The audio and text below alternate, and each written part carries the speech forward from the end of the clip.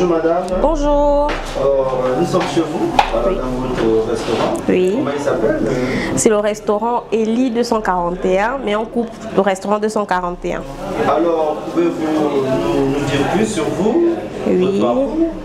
Bah, déjà, je suis Jennifer. Tout le monde m'appelle Jennifer. J'ai une licence en marketing et un master 1 en marketing digital, donc où j'ai appris en Tunisie. Donc, je suis rentrée après la Tunisie. J'ai exercé 2 ans et demi dans une entreprise privée. Donc, quand l'entreprise a fermé et que j'ai eu ma fille, je me suis sentie obligée de revenir ici pour me ressourcer, pour voilà. Donc, en arrivant, il y a un site touristique qui m'a plu. Et j'ai travaillé là-bas 1 an. Malheureusement, le contrat s'est un peu mal passé. Et donc, je me suis retrouvée ici dans ce local avec ce restaurant. Voilà. C'est vrai, vous connaissez pas. Je suis rentrée de la Tunisie en 2021 pendant la Covid. Donc, je suis restée à Libreville pendant 2 ans et demi. C'est après ça que je suis venue ici à Lebamba. Voilà, parce que ma mère y vit, nous sommes d'ici, je suis d'ici. Et donc je suis venue pour pouvoir voilà, me chercher aussi un peu. J'ai vu que la ville avait beaucoup de potentiel, donc j'ai trouvé ma place. Voilà, je me suis installée. Voilà. Comme je dis, c'est un restaurant-bar normalement. Et généralement, on fait un peu tous les plats. Donc on a des plats traditionnels comme la viande de brousse, les légumes, le folon, la boîte sardine à l'oseille.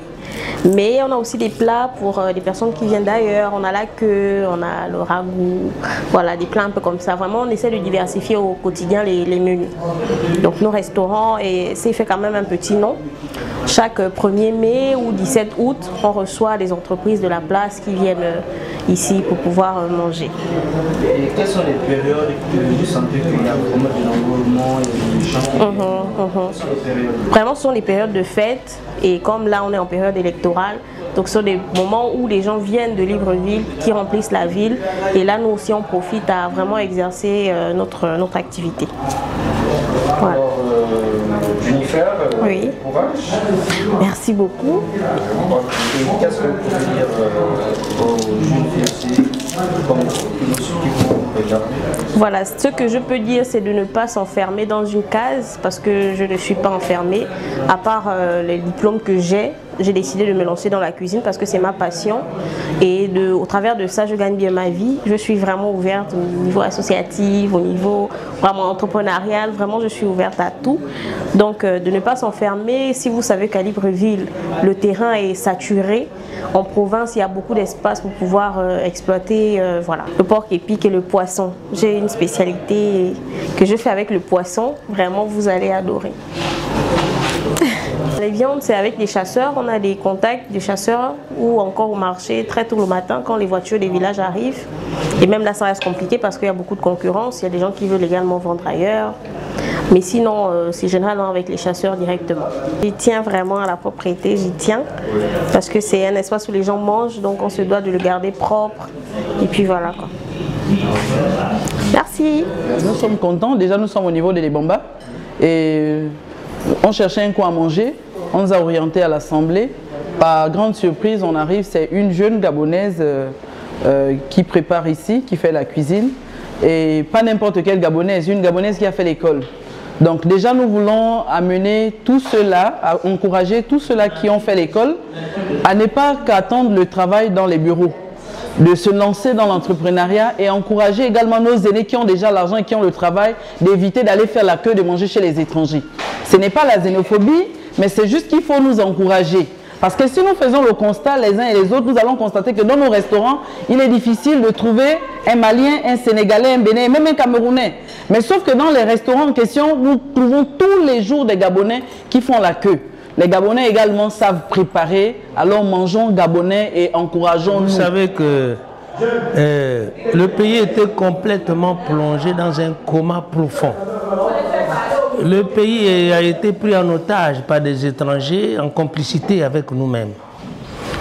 Dès lors que les braves hommes, comme Brice Kotter Oligui Nguema, avec ses frères d'armes, ont pris la décision de délivrer le pays, parce que le peuple était prêt à se sacrifier en 2023 pour une cause commune, parce que trop c'était trop, 56 ans de règne, de pouvoir sans partage, ce n'était pas possible. C'était devenu inacceptable. Le 30 août 2023 a été une date mémoriale et qui est retenue maintenant dans l'histoire de notre pays, le Gabon. Mais aujourd'hui, les jeunes étaient privés du travail. Les jeunes étaient privés de la formation, de recrutement à la fonction publique. Tout était barricadé pendant 10 ans. Alors, comment comprendre que dans un pays, on bloque la formation des jeunes pendant 10 ans? On bloque le recrutement des jeunes dans les sociétés comme partout pendant 10 ans. Alors, M. Brice Kotter Olingi Nguema est venu nous sauver, est venu sauver sa jeunesse. Aujourd'hui, les jeunes ont des emplois partout, dans les sociétés, dans les sociétés professionnelles, dans les compagnies, dans la fonction publique. Beaucoup ont été maintenant récupérés. Les bourses ont été coupées. Aujourd'hui, M. Olingi a relancé, ainsi que les internats qui sont en train d'arriver. C'est vraiment formidable pour ce nouveau gouvernement de la 5e République qui s'ouvre en faveur de la jeunesse. Et là où nous sommes en train de manger, c'est une jeune Gabonaise, une certaine